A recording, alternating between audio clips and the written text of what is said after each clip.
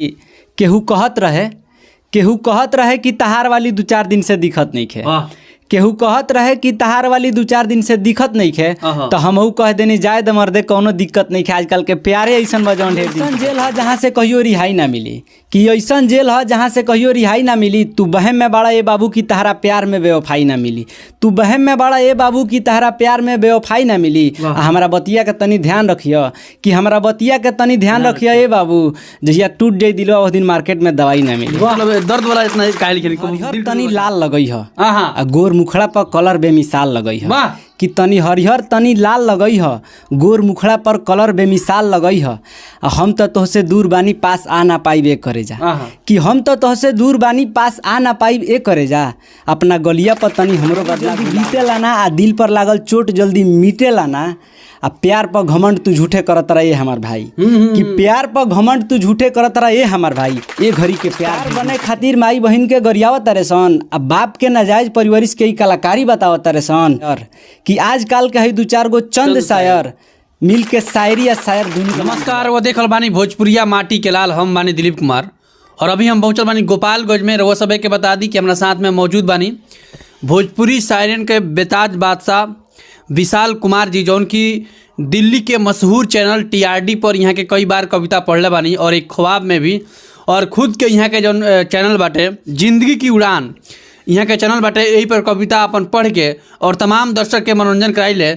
और बहुत सुंदर सुंदर यहाँ से हमने के शायरी सुनम जौन की युवा लोग के खास करके पसंद आई। सबसे पहले विशाल भाई रउआ स्वागत है भोजपुरिया माटी के लाल चैनल में। सबसे पहले जितना भी भाई लोग देख रहा बा चैनल के, तो उन लोग के हम नमस्कार करतनी और अपन परिचय बतावला कोनो जरूरत नहीं है, सब लोग हमके जानत हुई। तो एगो बहुत टॉप लेवल के हमार शायरी रहल, वही से शुरुआत कर देतानी। शायद ई चेहरा जहन में रुआ लोग के जरूर आई कि वाह वाह वाह, ये शायरी तो मतलब हर एक युवा के मोबाइल में पहुंचल हुई और हमनी के भी मतलब देखल नहीं शायरी के बहुत सारा प्यार दुलार आशीर्वाद मिले रहे। अच्छा, ये शायरी वो कौना थी चैनल से वो पढ़ रहे? ई शायरी हम पहला बार मतलब फर्स्ट वीडियो रहल एक ख्वाब से ही जाके पढ़ रहे जा। अच्छा, शुरुआत में कब मन में आयल कि लिखे के चाहिए कविता शायरी, कैसे मन में आई? एक दिन मतलब ऐसे ही वीडियो देखत पहले बचपन से ही मतलब ये सब कुछ लिखे के मतलब कुछ ना कुछ लिखे के आदत रहा, हैबिट रहा। तो एक रोज मैंने ऐसे लागल वीडियो देखनी हम, तो लागल के ऐसा कुछ लिख के हम बोल सकत नहीं, तब लिख के आदमी अब पहुँचे के कोशिश कैल। कौन साल से? एक शायरी है कि मंदिर में खोजी ले जौन मूरत नहीं खे, दुनिया में केहू इतना खूबसूरत नहीं खे। कि मंदिर में खोजी ले जौन मूरत नहीं खे, दुनिया में केहू इतना खूबसूरत नहीं खे। आ छोड़ा रहे दे हमार भाई, कि छोड़ा रहे दे हमार भाई, माई हमार जिंदा बिया, केहू और के प्यार के जरूरत नहीं है। ऐसा बात नहीं है, मतलब आजकल के ट्रेंड पावे देखल जाता तो मतलब 4 दिन के प्यार होता, उसके बाद लड़का उदास हो जाता रहसन, सैड दोसर जिंदगी जिए लगता रहसन। अधिकतर प्यार में आजकल रिलेशनशिप में यही होता है, मतलब ज़्यादा दिन तक लास्टिंग करत बाना, सब लोग बेवफाई के मारल बावे घूमता। जैसन बाड़ू वैसन ठीक बाड़ू, कि जैसन बाड़ू वैसन ठीक बाड़ू, आगे कुछ अनोखा मत करिह। कि जैसन बाड़ू वैसन ठीक बाड़ू, आगे कुछ अनोखा मत करिह। आ साथ देवे खोई तो हाथ पकड़िह, ना तो छोड़ दिह मैडम, धोखा मत करिह। कि घटाए आ गई आसमां छा गई, घटाए आ गई आसमां छा गई, और दिन भी आए सुहाने हैं। और एक पापा है जनाब जिन्हें आज भी इस कड़ाके की ठंड में कागज़ के टुकड़े कमाने हैं। शायरी के अलावा एक और चीज़ भी लिखते हैं, छंद, कविता, गज़ल वगैरह ये भी लिखते हैं। तो उसमें का एक मतलब आपको हम छंद सुनाते हैं जो कि वीर रस से रिलेटेड है। मतलब हिंदी में जाइएगा तो आप रस जो है वो मतलब वीर रस से रिलेटेड हमारा छंद है। तो उसको एक बार सुनाते हैं कि अच्छा तो बताता हूँ मैं बातें हिंदुस्तान की, होनी चाहिए पूजा अपने देश में जवान की। इस बात को हमने इसलिए लिखा है कि हमारे भारत में 33 करोड़ देवी देवता पूजे जाते हैं, लेकिन उनमें से कभी भी आप किसी मंदिर, मस्जिद या फिर कहीं भी जाइए, वहाँ पे एक मतलब कोई शहीद हुआ है उसका प्रतिमा नहीं मिलेगी। कि थोड़ा कोई उसको दीपक दिखला दे या फिर वहाँ पे एक अगरबत्ती खोज दे, ऐसी कई मतलब कहीं भी मंदिर के पास में नहीं मिलेगा आपको।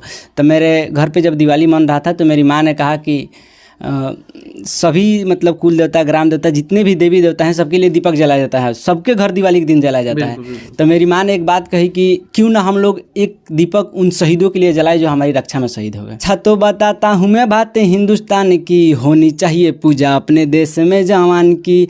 हुई जो लड़ाई तो सीमा पे सीना तान कर करते हैं रक्षा जो भारत माँ के शान की। सभी हिंदुस्तानी सुनो देश की कहानी सुनो, कि सभी हिंदुस्तानी सुनो देश की कहानी सुनो, आओ हम भी मिलके अपने फर्ज को निभाते हैं, तो चलो एक दीप उनके नाम पे जलाते हैं, जो देश की सेवा में अपनी जान को लुटाते हैं, जो देश की सेवा में अपनी जान को लुटाते हैं। ये लगभग मतलब 50 से अधिक लाइनें हैं इस कविता की। कुछ दिन के बाद होली आवेला बाटे, तो हमरा तमाम भोजपुरिया माटी के लाल के दर्शक के तनी होली के शायरी सुनाई तनी। हाँ, एक मतलब सैड शायरी है इसी में का, हम आपको सुना रहे हैं कि वाह वाह वाह, बहुत दुख के घड़ी जल्दी बीते लाना, कि दुख के घड़ी जल्दी बीते लाना, दिल पर लागल चोट जल्दी मीटे लाना, कि दुख प्यार करे के जुनून रहे आ मिलल दर्द पर मरहम भइल जाई, कि प्यार करे के जुनून रहे आ मिलल दर्द पर मरहम भइल जाई। आ ए लड़कियन से प्यार मोहब्बत बहुत भइले हमार भाई, कि लड़कियन से प्यार मोहब्बत बहुत भइल ए हमार भाई, चलो माई बाप से कइल जाई। वाह वाह वाह, बहुत सुंदर। देखल जाओ तो हर चीज में मतलब गंदगी अश्लीलता तो एकदम भरपूर आ रहल बा। तो जैसे हमनी के एगो साफ सुथरा लाइन लागत रहे शायरी, यही से भोजपुरी शायरी के पीछे हमनी के मेहनत करते हैं, अभी भी कर रहल बन जा अपना मतलब मने अच्छा विचार के साथ है, कौन बात नहीं है। लेकिन एहू में कुछ लोग जैसन बा जौन की माने नाम कमाए खातिर अभद्र भाषा में माई बहन के गाड़ी देता, तो वो लोग खातिर एक दूगो हम शायरी सुनावे चाहता नहीं। इस वीडियो इतना शेयर करम कि उनका लोग लगे जरूर पहुँचो। समझ में नहीं आवत कि कहाँ का खोसे के पड़ी, कि समझ में नहीं आवत कि कहाँ का खोसे के पड़ी। अच्छा वीडियो लोग के पसंद नहीं आवत, लागत हमनियों को कुछ गलत परोसे के पड़ी। दर्शक लोग खातिर बा खास करके कि वो लोग तनी ध्यान दी लो, जौन चीज़ गलत आओ तो के सपोर्ट मत करी लो, अच्छा वीडियो को सपोर्ट कर लो, जौन आदमी अच्छा से मेहनत करते हुए आगे बढ़ो। एसी पंखा कूलर ये सब बेकार के हवा देता, बिल्कुल कि एसी पंखा कूलर ये सब बेकार के हवा देता।